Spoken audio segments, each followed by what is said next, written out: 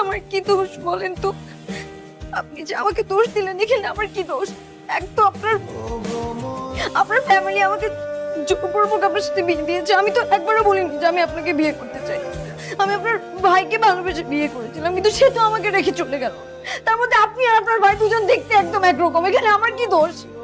আমি কি কাউকে কিছু বলেছি? আমি কি আপনাকে কিছু করেছি? আপনি যেভাবে চেয়েছিলাম তো সেভাবেই থাকছি। তারপরেও আমার দোষ, সবকিছুই আমার দোষ। আপনার ভাইয়ের সাথে আমি ঠিক মতো সংসার করতে পারলাম না, আর এখন যখন আমি একটু সংসার করতে যাচ্ছি সেখানেও সমস্যা। সবকিছুই আমার দোষ। ঠিক আছে, আমার সাথে তা থাকা লাগবে না। আমি চলে যাচ্ছি, আমি কি আপনাকে ডিভোর্স লেটার পাঠিয়ে দিই।